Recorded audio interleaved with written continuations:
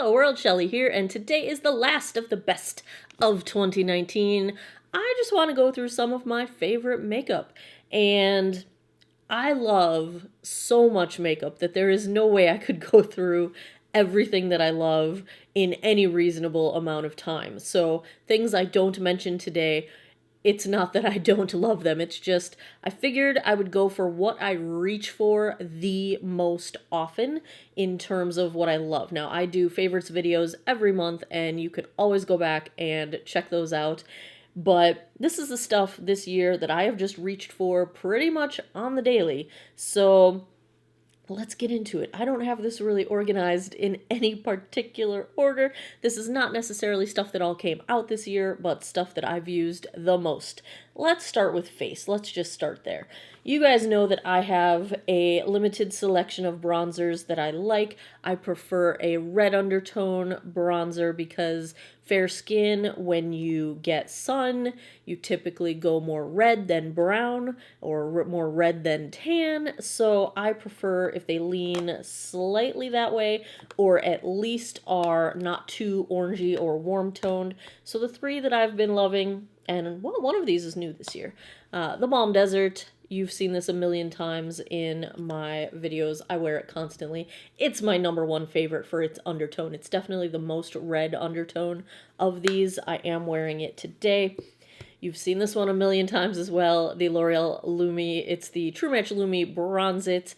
And this one, I have this in shade 1, the lightest shade, and shade 2.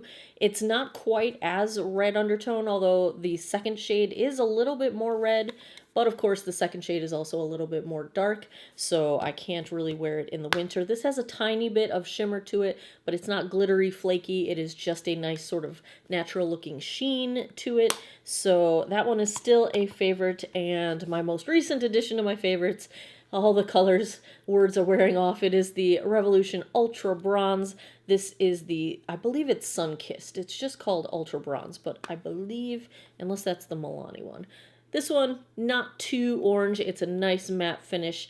It's a little bit warmer than I like, but I can wear this really, really well in the summertime. So those are the three bronzers that I reach for constantly. Pretty much, I'm wearing one of these three. That's kind of all there is. I occasionally reach for, let me show it to you. Might as well, right? I occasionally reach for the Milani. This is the Silky Matte Bronzer. Yeah, this is the one that the shade is Sun-Kissed. It's number 02. I find that this one's just a little too powdery on me. Doesn't blend out as nicely as the other ones, but I do wear it quite a bit, so I might as well mention it in there. For blush, you guys see this one constantly. It's the e.l.f. Primer Infused Blush in Always Rosy. It's pretty much what I reach for all the time. There are not too many other blushes that I reach for. However, earlier in the year, and I kind of forgot that I had these, I was using these a lot, and I'm going to get back to it because I kind of just forgot about them. It is the Benefit Cheekleaders. Now, this is the Pink Squad palette. This one's really my favorite because it's got the Dallas blush bronzer. I use it as bronzer, and I have the single of this, and it's really good. It's got the Hoola bronzer, which of course everybody knows and loves. It's a little too warm toned for me, which is why it never makes my favorites. The Tickle highlight is so pretty.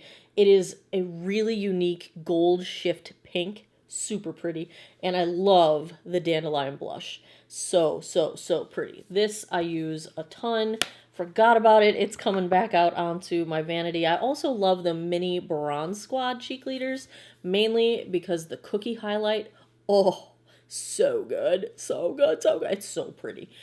Hoola bronzer, I use it when I use this palette. It's good for travel, but again, it's a little too warm toned for me. Gold Rush is very pretty as well. It's a more of a shimmer blush. So these I do highly recommend. I love them. Also in the face category, I use this especially on no foundation days. So it is the Natasha Denona Bloom Blush and Glow palette. I love this cream blush. I know it looks like it's crazy dark in the pan. You just do one little boop of your finger, one little boop, and you get a nice cool toned red flush to the cheeks. It's super pretty. This I use, it's the glow side. I use it more as almost like a like a blush transition to my highlight. And then the highlight and blush that come with it, they're beautiful. I just don't wear peach tones all that often. They are a beautiful formula though. So this I absolutely love, especially when I'm doing, I do a lot of cream blush and cream products when I'm doing a low makeup, no foundation face, and love it. Let's talk powders. I've got a few that I just rotate through, and you've seen all of them actually. All but one. Charlotte Tilbury Airbrush Flawless Finish Powder. Check out that like satisfying pan. I already have a backup of this ready to go. It is my number one setting powder, number one of all life, although I did fall pretty hard this time. For the Becca, this is the Hydro Mist. It's a loose powder, and it's the one that feels wet and cold when you put it on. It's so wild. People said that it lost its wet coldness quickly, and I've had this, I'd have to go back and look, but I'd say at least 6 months, and it still feels wet and cold to me. So mine's holding up pretty well. I do not leave it sitting open on my vanity. As soon as I dip in, I close it and seal it back up. But it's really wild and it's beautiful. So that helps.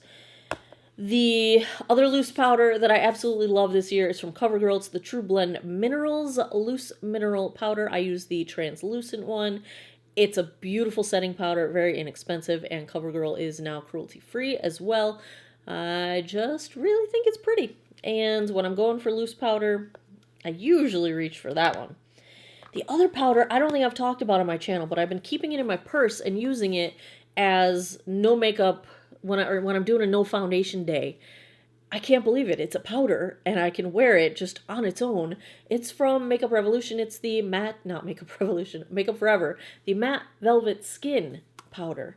And I just keep it in my purse and apply it with the sponge that it comes with, and it's got a nice mirror.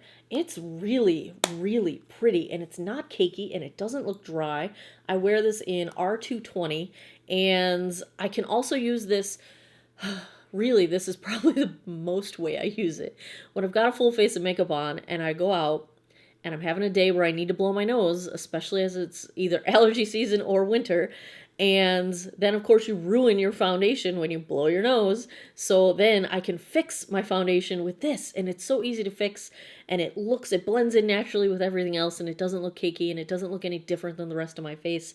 I really like this stuff. Someday I will get to doing a full review of it, but my review is it's awesome. So there you have it. What else do we have here? Let's do some eye stuff. So, as always, my favorite primer is the MAC Paint Pot in Painterly. It's my number one of all times. If I don't have that nearby, I will reach for my Urban Decay Anti-Aging Primer Potion, but nothing beats this. This is the one. It's the one.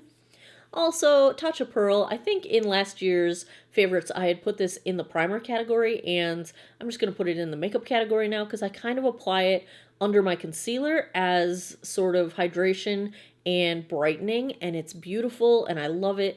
This thing, I've had it for at least a year now because it was in last year's favorites, and look, I've only got one little divot of product missing. Like, this thing lasts forever because you only need an itsy bitsy bit of it. I know it's expensive, but it's really pretty. I am wearing it under my concealer today. Speaking of concealer, I didn't even grab any concealers. Did I already have concealers in my favorites? I did a video about that. Okay, whew, that's why. Favorite of life, if you missed it, Charlotte Tilbury Magic Away Concealer. Fair 2 is my shade. Love it. I missed a face thing. Speaking of Charlotte Tilbury, I can't live without this stuff. I have this in shades 1 and 2, so I can wear it in the winter and in the summer. It's the Hollywood Flawless Filter. This stuff, I can wear this for no makeup days when I just want a little bit of blurring of my pores and texture and just the tiniest bit of a sort of glow. It's that like lit from within kind of look. I can use this as a highlight primer or even a low highlight on its own over foundation. You can just use this so many ways, and it's so pretty, and it does smooth out texture, and it does blur pores, and it does give you a glow, and it's just beautiful, and I don't think I could live without it. It's like, it is one of those things that is absolutely necessary in my life. And, okay, more eye stuff. While we're talking under eyes, I do grab my Laura Geller, I hope they survive, my Laura Geller filter corrector. There's a green, and there's a purple, and there's a peach. And I mostly use the peach. It's the under eye corrector to offset dark circles. The other colors, like I use the green occasionally. If I've got redness going on that that I think is worse than normal, that foundation won't cover it. And what the heck does this one conceal? I don't remember. But it's kind of a balm, sort of a formula to it. And it's convenient that they're all in this cute little stack, but I do use the peach one the most for my under eyes. It does not impact in any way my concealer performance in terms of creasing, crepiness. Because it's a balm, it's a pretty emollient type of a feeling to it, so it's hydrating.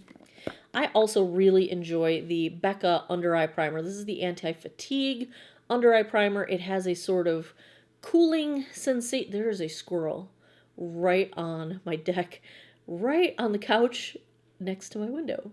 It's like 5 feet from me right now. Hello, squirrel. He looks like he wants to eat my couch, and I really hope he doesn't start doing that. Don't eat my couch, please. Thank you. There he goes. Okay. Becca Anti-Fatigue. This has a nice cooling effect to it. It blurs out those lines under your eyes, and again, helps the performance of your concealer so it's not sinking into those lines. Very nice, very nice. Those have been on my favorites before, so nothing really new there. While we're talking face, we'll do these setting sprays. These are the 4 that I reach for all the time. Actually, the Caudalie, this is their Beauty Elixir.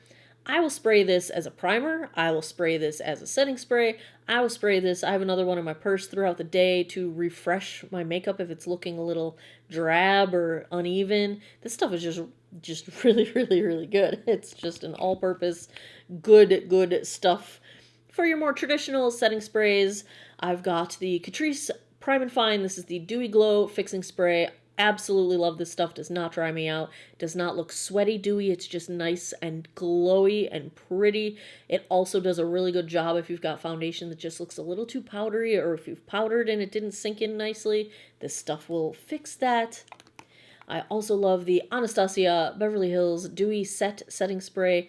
If you like MAC Fix Plus, the ingredient deck on this is almost identical, but this one is cruelty-free.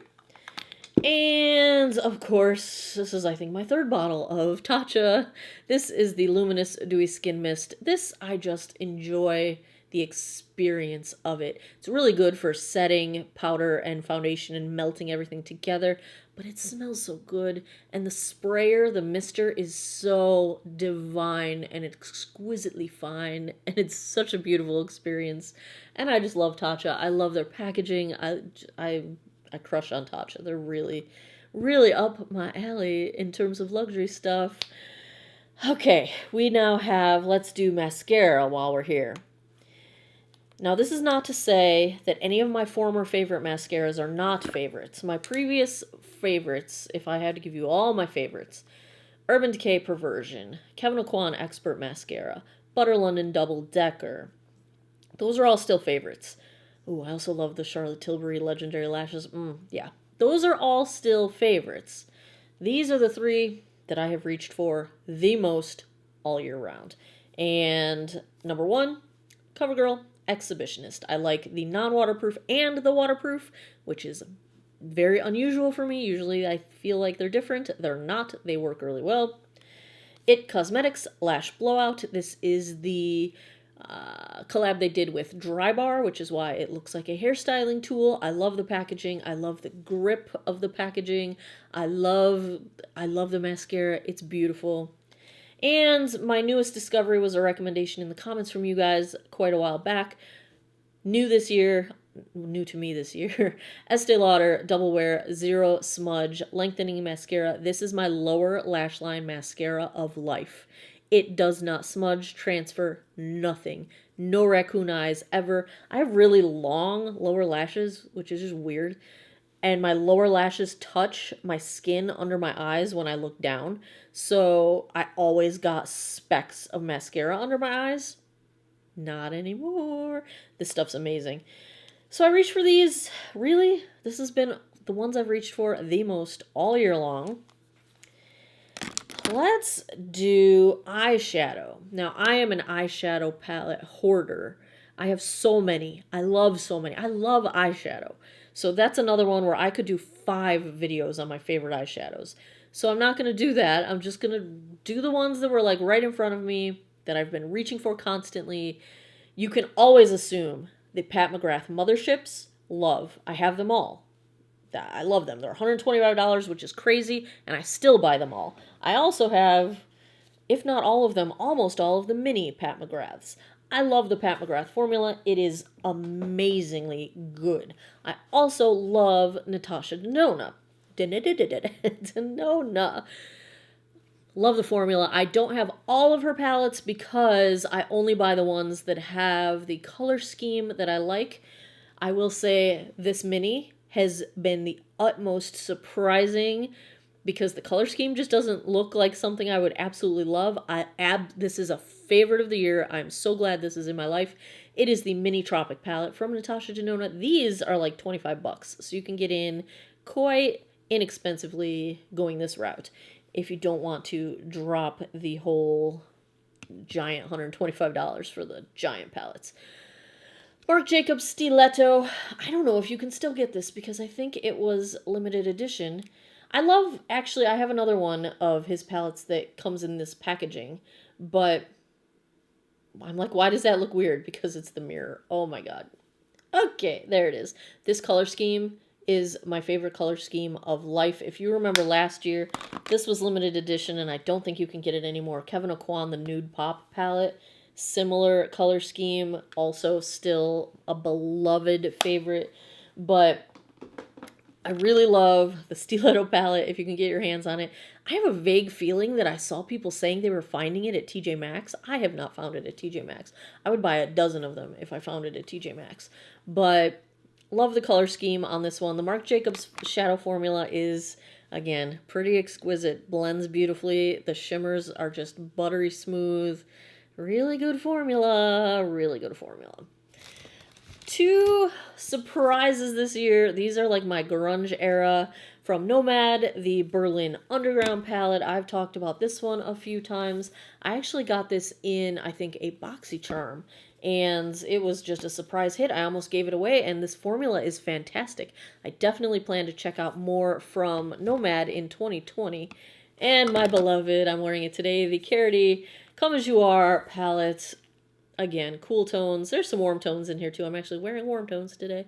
Right up my alley. It is just that nice grungy kind of color scheme that I adore. I will also say every palette I have tried in 2019 from Alter Ego and every palette I've tried from C-Color Cosmetics. They're the 2 dupe brands. I had them in my brands you should try in 2020. Just put all of them on the list because I love all of the eyeshadows I have tried from them, and I've got at least half a dozen to a dozen palettes from each of them. Yes. Let's see here. I had just looked at something. Highlight. How did I skip highlight? All right, you guys know number 1 is in almost every video I make. It's the Natasha Denona Super Glow. This one is the lightest shade 01 Fair, and this is my favorite highlighter of life. Nothing compares. It does not emphasize texture. It blends out into just a beautiful sheen if you use it with a fluffy brush. It's a glow to the gods highlight, beaming, streaming, sparkling if you use it with a more dense brush. It is super versatile and gorgeous. The formula of the new CoverGirl True Blend Super Stunners, beautiful, does not emphasize texture. My only sadness is that this shade is a little too dark for me, but when I'm wearing warm tones, I can get away with it, and it is just divinely beautiful. Does not look like glitter all over your face. It is a beautiful sheen of a highlight, but with a dense brush, you can make it look glow to the gods if that's what you're going for. It's usually what I'm going for.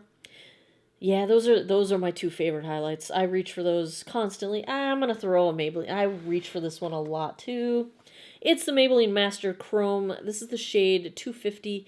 And is this the one that Nikki Tutorials did with them? I'm not sure. It might be. I do reach for this one a lot. It's a little bit more glittery than these other two, but you know, I like to shiny. I like shiny. I like shiny. I think the last thing we have is lips, and let's see here. Okay, I have a lot here, but what I'm going to do is just give you the lines that I like. So, CoverGirl Exhibitionist Lip Gloss, they just came out with new packaging, and I just picked up some, and new colors as well. It looks like this. So the CoverGirl Exhibitionist lip glosses, they are beautifully opaque. They give you color payoff, but they're super glossy. They're not going to survive a meal, but they're also hydrating, and they look really nice, and they're easy to apply. And I like the applicator, so they are good. On the slightly more glossy end of the spectrum, still favorite Buxom. I love, what the heck is even the name of this? Is my favorite one, White Russian. What the heck is it? Full On. Yeah, Full On lip cream. It's the plumping lip gloss. Love Buxom to this day. Nothing has changed. Also fell in love with the Pat McGrath Lust Gloss formula. So I've got 5, 6, 7, 10, 12 shades of all of these. I've got tons of all of these. So these are the ones 99% of the time I'm reaching for. It's been a lip gloss year for me. I've worn a lot of glossy lip this year. Pat McGrath Lust Gloss. Love the formula. Also love the formula. I hope they still make this. The Urban Decay Hi-Fi Shine. I've got half a dozen of these. Again, opaque. Very similar when you... Actually, they're pretty similar to the CoverGirl, except these have like a nice chocolate scent to them. Is it chocolate? I mean, is that what it... It's like Girl Scout cookies. It's like mint chocolate chip Girl Scout cookies. Yeah. Thoroughly enjoy their formula. Even the glitter ones don't feel like glitter. They're perfectly smooth. And then we've got the Milani Amore Shine. Also pretty opaque. Beautiful, not quite as hydrating, I think, as the CoverGirl, but not drying at all. They're definitely a creamy gloss. In the creamy gloss category also, actually all of the Revlon Ultra HDs. I like the matte, I like the ultra matte. Neither one's drying, and they don't look super matte. They look satin matte, like they're beautiful, and they wear really well. This is the vinyl, yes, vinyl lip polish, the shiny one. Again, opaque, shiny, beautiful, pretty doggone hydrating. They wear beautifully. Then I've got a couple bullets.